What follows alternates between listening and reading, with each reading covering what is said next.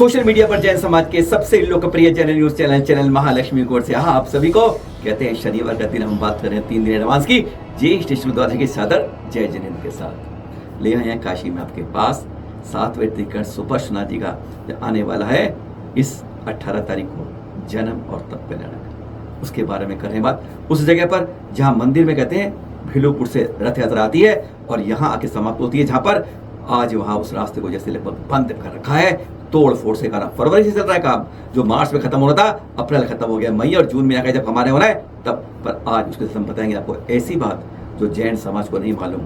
आज जैन समाज ने अपने ही पैरों पर जैसे कुल्हाड़ी मार ली हो, धान में मिली हुई जमीन को किस तरीके से जो आज दिल्ली के कनाट प्लेस की जैसी जगह में वहाँ काशी में थी उसको कोड़ियों के मॉल बेचकर जिसकी आज अरबों में कीमत होती, क्या करा गया आज वह खुलासा करेंगे आपके पास। पहले इसके साथ क्या हमारे प्रधानमंत्री महोदय हाँ वे हर समय याद रखते हैं कि यहाँ केवल श्री कृष्ण जी राम जी नहीं जैनों के तीर्थंकर भी हैं। पहले उनसे सुनते हैं। इस भूमि पर मर्यादा पुरुषोत्तम भगवान राम ने अवतार लिया। भगवान श्री कृष्ण ने अवतार लिया। जैन धर्म के 24 में 18 तीर्थंकर उत्तर प्रदेश में ही अवतरित हुए थे। श्रावस्ती में ही जैन तीर्थंकर संभवनाथ जी का जन्म स्थान भी है। इसी तरह अयोध्या में भगवान ऋषभदेव और काशी में तीर्थंकर पार्श्वनाथ और सुपार्श्वनाथ जी इनकी भी जन्मस्थली है। यानी क्या एक एक स्थान की इतनी महिमा है कि कई कई अवतार एक स्थान पर हुए हैं। जी हाँ, सुपार्श्वनाथ भगवान, पारसनाथ, वैसे 4 तीर्थंकरों की भूमि है, काशी क्षेत्र कहा जाता है। और अब द्वादशी को आ रहा है इनका जन्म कल्याणक। 20 लाख वर्ष पूर्व भी आई थी, आज हम उसकी बात ज्यादा करेंगे आपसे। तब बसंत लक्ष्मी को नाच देकर तब के लिए चलती 9 वर्ष कठोर तप किया था ऐसे सुपार्श्वनाथ भगवान जी का, जिनकी 18 तारीख को भेलूपुर से रथ यात्रा चलेगी और शोभन करते करते 9 बजे के लगभग यहीं भदेनी में पहुंचेगी। लेकिन भदेनी पहुंचेगी कैसे, जब रास्ते को सबको तोड़कर सिवर लाइन में छोटी सी गली है और उसके अंदर जाएंगे तो सब कुछ, अरे कोई आगे एक साइकिल तक निकलने की जगह नहीं छोड़ी है। क्या जैनों से जानबूझ के ऐसा होता है? जानबूझ के काम को तोड़ के रोक के कर दिया जाता है? यह बात जब सामने आती है तब हैरानगी होती है। फरवरी 2024 का शिलापट लगाए, देख रहे हैं आप, महापौर महोदय ने किया था कि यहाँ पर सीवर लाइन पड़ेगी जैन तीर्थ से हनुमान मंदिर तक। ये शिलापट आज भी लगा है, बाकायदा लगा है। और ये काम बताया था उस समय कि ये मार्च से पहले खत्म कर दिया जाएगा। मार्च निकल गया, अप्रैल, मई, और अब जब रथ यात्रा निकलनी है तो आज मालूम चल रहा है क्या दशा है। अब वह दिखाते हैं उन ताजा चित्रों के साथ। ताजा चित्र लिखे हैं चलन मानसी आपके पास, देख रहे हैं आप। आज इस गली की यह दुर्दशा है जहां पर जैन समाज को अपने 7वें तीर्थंकर का एक बहुत रथोत्सव कहते हैं सबसे बड़े उत्सव के रूप में तैयारी करनी है। देख रहे हैं अभी हालत की, ऐसी हालत है कि आदमी उसमें पैदल भी नहीं चल सकता। आप शोभा यात्रा की बात करते हो, जब जैन समाज की शोभा यात्रा निकलेगी तो बस इसी तरह से निकल पाएगी। अरे निकल ही नहीं पाएगी, अधूरी यात्रा रास्ते में ही रुक जाएगी।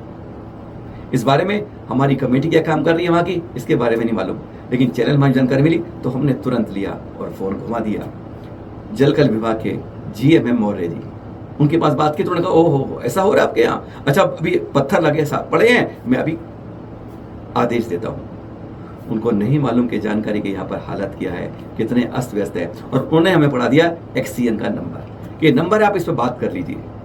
उन एक्सीएन से बात करी तो उन्होंने अपनी दुहाई दी, अपनी काजुताई हमने स्पष्ट कह दिया, जिसके बारे में कभी भी किसी बात में कहने के लिए अरे आगे तो आइए, बोलने की हिम्मत तो करिए, नहीं तो यह जिस तरह पड़ा है ना इसी तरह पड़ा रहेगा 18 तारीख तक। कहा, आश्वासन मिला और उम्मीद है कि आज रात तक या कल सुबह तक तैयार साफ हो जाएगा।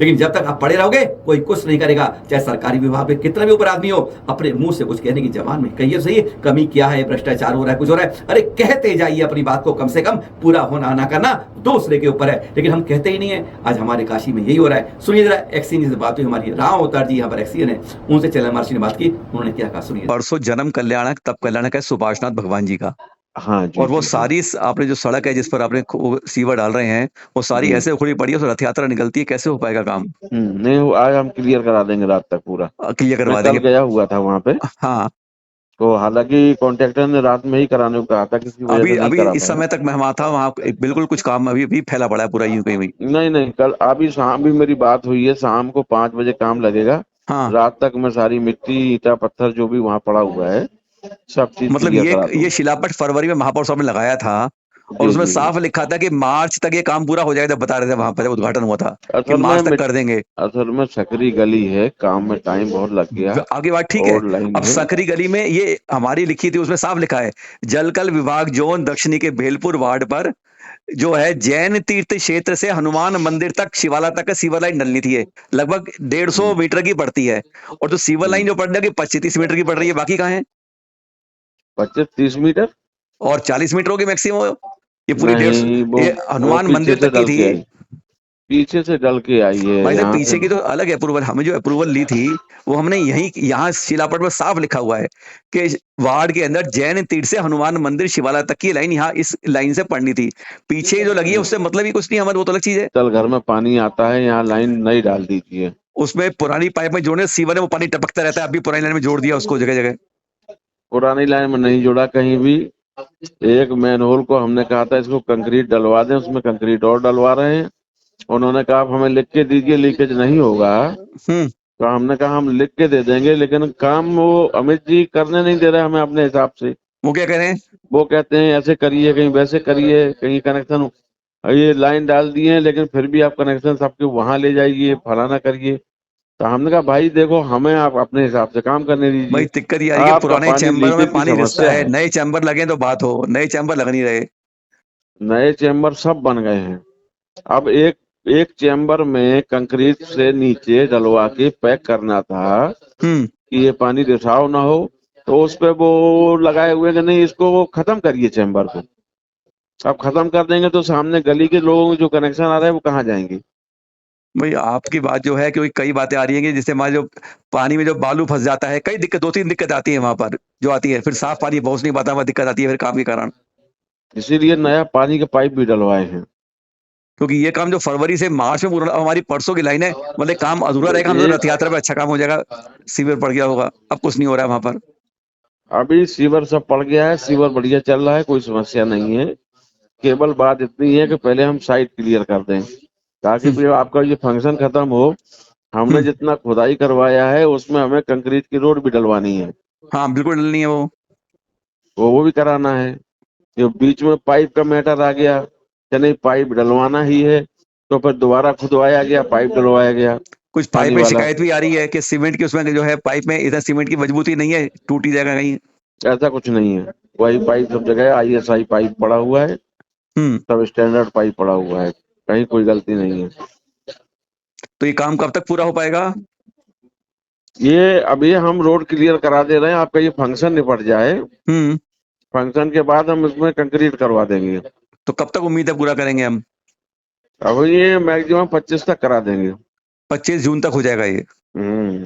ठीक। बारिश होने के पहले इसको खत्म कराना है। डॉक्टर अमित जैन, प्राचार्य यादव विद्यालय ने यहाँ की खराबियों के बारे में 22 अप्रैल को यह पत्र लिखा था, जिसकी कॉपी चैनल मालशी आवाज से आप देख रहे हैं। कमियां गिनाई दी थी, ये गलत हो रहा है, ये गलत हो रहा है, लेकिन कहते हैं इधर से सुना इधर से निकला, या कान पर जू नहीं रहेंगी। बस विभाग ने, नगर निगम ने यही करा। इसके बारे में हमने उनसे एक एक पॉइंट पर बात की थी, पर बात वह नहीं। अब जो हमने एक पड़ोसी जो मिले हमें, हमारे मंदिर साथी रहते हैं, दीवालखल मिलते हैं, उमेश शर्मा जी, जैन नहीं है, लेकिन उन्होंने जो बात बताई जो जैन समाज को आज तक नहीं मालूम थी, तो कहते हो आपके जमीन के नीचे खिसक जाएगी पैरों के नीचे से। विश्वास करिए कि जैन समाज, शांति प्रसाद जी, उन्होंने यहां पर बाकायदा 4-5 बीघे जमीन जैन समाज को खरीद कर दान दी थी। सोच सकते हैं आप उसका क्या करा गया? 20 साल पहले उसको कोड़ियों के भाव बेच दिया गया गोल टोपी वालों को, और आज जो जैन मोहल्ला होता, आज वो उनका मोहल्ला बन गया है। अपने मंदिर के पास की जगह को इस तरह बेचते हैं, गजब की बात दान में मिलती है उसे हम बेच देते हैं, और उसकी आज कीमत कहते हैं अरबों में होती। यह मालूम चला और वह जगह पता कैसी है, आप समझ नहीं पाएंगे। दिल्ली का कनॉट प्लेस देखा है आपने, बस वैसी है वह जगह थी। विश्वास नहीं हुआ हमें जब उन्होंने उमेश शर्मा जी से हम इस बारे में बात कर रहे थे कि कैसी ये बात जगह है, कैसे हटेगा, साफ होगा, लेकिन उन्होंने बताई। सुनिए जरा उमेश शर्मा जी से, जिन्होंने बताया कि आज जैन अपने ही जो दान में जमीन मिलती है उसे किस तरीके से बेच देता है। ये हैरानगी की बात है और किसी को आज तक पता, और सारे वो प्रतिष्ठित संपन्न आदमी आज भी मौजूद हैं। नाम सबके मालूम है, लेकिन हम इसका खुलासा नहीं कर रहे। ये जैन समाज को अपने सोचना होगा, बड़े बड़े मंच पर बैठे हुए लोगों सुना होगा कि जो दान में मिलती है चीज उसे हम किस तरह बेचकर कहां बेचते हैं और गलत रूप में बेचते हैं, इसके बारे में कोई उंगली क्यों नहीं उठाता है। सुनिए जरा उमेश शर्मा जी से। जिस क्षेत्र में आपका ये जैन मंदिर है ना, ये बनारस के अंदर केदार खंड बोला जाता है, बड़ा पवित्र स्थान बोला जाता है इसको। इसमें इसका वर्णन वेद और पुराण में भी है, इस केदार खंड का। अच्छा, तो ये जो जो आप जब गली से रोड से घुसे तो माता नैनी हॉस्पिटल के ठीक पीछे आप लोगों की जैन की यहाँ पे एक बहुत बड़ी लैंड थी, मतलब जैन विद्यालय की, जिसको ये लोग क्रीड़ा स्थल बोलते थे, मतलब कि खेल कूद का मैदान। उस पूरे लैंड को कम से कम वो 10-15 बीघा जमीन थी, वो पूरे लैंड को आपके जैन समाज ने, यहाँ पर कहना नहीं चाहिए, गंदी गाली निकलती है, पूरा का पूरा मुसलमानों को रजिस्ट्री कर दिया। ये कब की बताएंगे आप, कब की होगी बात ये आज धीमे धीमे कम से कम 17-18 साल हो रहा है। बस 17 साल पहले की बात आ रहे हैं आप, ये बात ये? हाँ, मालूम है आपके अमित को मालूम है, अमित से पूछेंगे बताएगा। जो लड़का यहाँ हॉस्टल पे काम करता है, सुरेंद्र जो है, हाँ। उसके वो तभी वो यहाँ पे कार्यकाल में था, अभी भी कार्यकाल में है, 10-15 साल से 20 साल से नौकरी कर रहा है। मतलब 18 साल पहले की जो जगह तक थी जैन समाज की जगह थी, वो जो उन पर पहुंची है गोल टोपी वालों के पास, तो मतलब इन्हीं 10-15 साल पहुंची है उनके पास, मतलब बेची है। मतलब ये जिस समय ये भैया उस समय सपा की मिनिस्ट्री थी। ये तो बहुत बड़ी गलत बात कर दी यार, हिंदू जैनों का जगह को, मतलब कि पूरे मुसलमान, कम से कम उसके अंदर आप लोगों ने विरोध नहीं किया? अरे हम लोग विरोधी तो कर सकते थे, हम लोगों ने रोड पे रास्ता जाम किया। वो अरे विरोध करते समझाते, क्या कर रहे हो तुम ये? भाई चक्कर है कि आपके जैन समाज लोगों ने चुपके से उठा के पूरी कोर्ट के अंदर जाके रजिस्ट्री कर दी। उसमें यहीं पे जैन समाज का एक आदमी इन्वॉल्व था, जो कि अच्छा खासा दलाली खाया इसके अंदर। चुपके से कोर्ट में जाके सब रजिस्ट्री हो गई। वो तो जब मुसलमानों ने जब आके यहाँ पे जमीन खोदना शुरू किया, मतलब न्यू बनानी शुरू की अपनी, तब मोहल्ले वालों को नॉलेज में आया। मतलब आप जिस गली से घुसते हैं ना, हाँ। उसी में साइड में ही बना हुआ है, मतलब पूरा मुस्लिम कॉलोनी बन गई, जान लीजिए, जैनियों की जमीन पे। ये पक्का मालूम कह रहे हैं। मैं आकाश फिर आपसे बात करूंगा भाई, तो ये तो बहुत बड़ी बात है आपने बात यार। उस ग्राउंड पे बचपन पे हम लोग खेले हैं। अच्छा, हाँ, जितने भी आपके यहाँ से पढ़ के जो छात्र निकले होंगे आज से 25-30 साल पहले, किसी से भी संपर्क करिए, कोई भी यहाँ के पढ़ के तो बताएंगे कि हाँ, उस ग्राउंड को हम लोग यहाँ की लोकल लैंग्वेज में गढ़िया बोलते थे। गढ़िया इसलिए बोलते थे कि थोड़ी लो लैंड थी, तो बरसात में वहाँ पानी भर जाता था, तो उसका नाम लोगों ने गढ़िया रख दिया था कि यहाँ पानी भर जाता है। पर वहाँ पे जैन हॉस्टल लड़के जाके वॉलीबॉल खेलते थे, हम लोग क्रिकेट खेलते थे। लगभग 3 बीघा जगह थी वो। अरे 3 बीघा से ज्यादा ही होगी, बहुत बड़ी वहाँ मुस्लिम कॉलोनी बन गई भाई। अच्छा। कम से कम 15-20 मकान मुसलमानों के बने हुए हैं। अच्छा। अब हम लोगों ने बहुत कोशिश किया, जब मकान बन रहे थे हम लोगों ने वीडियो में फाल्स कंप्लेन करवाया कि इनका मकान न बने। तो बीच में कुछ समय तो वीडियो वाले आते थे, मकान रोक देते थे, फिर ऊपर साला कोई जेई पैसा खा गया तो फिर मकान अंदर से बनने लगा। कितना दौड़ेगा आदमी के पास, एक ही काम थोड़ी है। बांसवाड़ा से दृश्य देख रहे हैं आचार्य वर्धमान सागर जी, कितनी सहजता से कहते हैं जंगल की घास हटा रहे हैं और भाषा में केश रुंचन कर रहे हैं। कितना सरल लगता है। यह है परिचय सहना, इसको आप करके देखिएगा, महसूस होगा। और यह दिगंबर अर्थ के अंदर यह श्रेष्ठतम क्रिया कही जाती है, जिसमें कोई राग द्वेष कुछ नहीं होता। अपने बालों को, अपने ममत्व को, मोह को खत्म किया जाता है। एक दृश्य और दिखाते हैं किशनगढ़ से। तपस्वी सम्राट आचार्य श्री सन्मति सागर से दीक्षित हैं मुंशी सुकुमार सागर जी। एक्सीडेंट में, बहुत भयंकर एक्सीडेंट में अंदर चोट लग गई थी। कहते हैं कृपा रही आचार्य सुनील सागर जी की, कहते हैं आशीर्वाद भला, कहते हैं आयु कर्म शेष था इसलिए बच गए। लेकिन आज देख रहे हैं किस तरह मुस्कुराते हुए कोशिश करवा रहे हैं। जिस समय एक्सीडेंट हुआ था, चलन महाराज ने सूचना दी थी, किस तरीके से इन्हें लेते हुए यहाँ देख रहे हैं आप, आनंद स्वरूप से केश रोचन कर रहे हैं गुरुवर अपने शिष्य का, मुनि सुकुमार सागर जी। ये दृश्य देख रहे हैं आप तिजारा से। जी हाँ, अतिशय क्षेत्र तिजारा से। आचार्य श्री विमर्श सागर जी, इनका पता है चतुर्मास कहाँ हो रहा है? जी हाँ, दिल्ली में कृष्ण नगर में होगा इनका। 14 को प्रवेश होगा और 20 को स्थापना होगी। यह है उनकी आहारचर्या के कल के दृश्य आपको दिखा रहे हैं, जब एक बहुत बड़ा कार्यक्रम तिजारा में कल दोपहर को हुआ था। संतों की आहारचर्या नवधा भक्ति के साथ किस तरह होती है?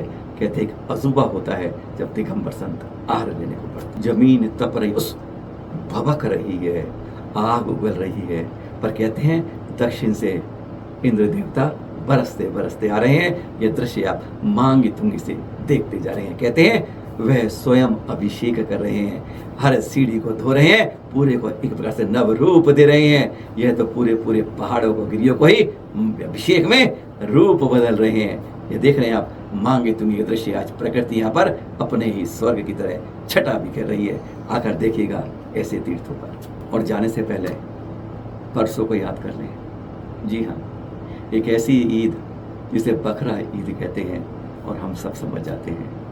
समझ नहीं आता हम जीव की हिंसा कैसे कर लेते हैं। एक माँ अपने बेटे को कैसे दुलारती है, बेटी को दुलारती है, ऐसे बकरा है, बकरी भी अपने उसको दुलाती है। लेकिन कैसे हम निर्मम हत्याएं कर लेते हैं त्योहार के नाम पर। यह बलि क्या सही रहती है। ये देख रहे हैं आप, ये जीवदया संस्थान के ऊपर अमीना सराय के अंदर इन्होंने कितने बकरों को लिया, फिर बचाया और वहाँ पर पालते हैं और उनकी आयु कर्म होने तक पूरा रखते हैं। कितनों को हम बचा पाएंगे, सवाल यह होता है। एक को बचाया, दूसरा ले आए, तीसरा बचाया। इसका बारे में उनको जागृति करनी होगी, जागरूक होना चाहिए। इस वर्तमान के साथ जब हम इतने बढ़ते जा रहे हैं, एक तकनीक में जीत रहे हैं, तो क्या इस तरीके से किसी की हिंसा करना उचित है? सवाल अपने आप सोचिए, चिंतन कीजिए, मंथन कीजिए। जब मैं जरा किसी को काटता हूँ तो कितना दर्द होता है, उंगली तोड़ो तो, और किसी को आप हलाल करते हो तो कितना दर्द होता होगा। क्या उससे मिलेगा? यह आप चिंतन खुद कीजिए। जरा सुनिए इनसे क्या कह रहे हैं। आज दिनांक 10 जून दिन सोमवार को हम सभी यहाँ पर जैन जीव दया संस्थान के सभी सदस्य यहाँ पर आए हैं गुलाबवटी यूपी में। और यहाँ पर हमने चौथी खेप में चौथी बार यहाँ पर आए हैं और लगभग 152 बकरे यहाँ पर बकरा मंडी से लिए हैं, जो कि जीव दया संस्थान अमीनागर सराय, जो कि हमारे मनोज जैन जी संस्थापक अध्यक्ष और मनोज जैन जी महामंत्री और सौरभ जैन जी प्रचार मंत्री के द्वारा संचालित है। वहाँ पर 4500 गज में बकराशाला बनी हुई है। ये सारे बकरे वहाँ पहुँचाए जाएंगे और उनका लालन पोषण अपने बच्चों की तरह किया जाएगा, और जहाँ पर वे ये अपनी प्राकृतिक और एक नेचुरल डेथ को प्राप्त होंगे।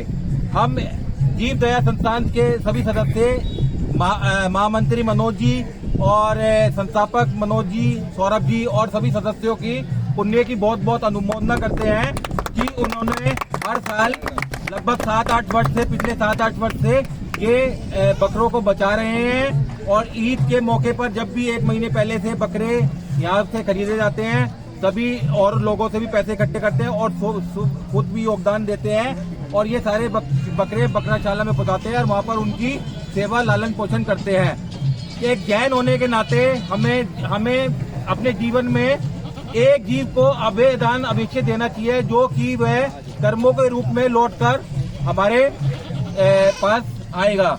तो हम ये भगवान ऋषभ देव से और महावीर भगवान की परंपरा को साकार करते हुए जियो और जीने दो।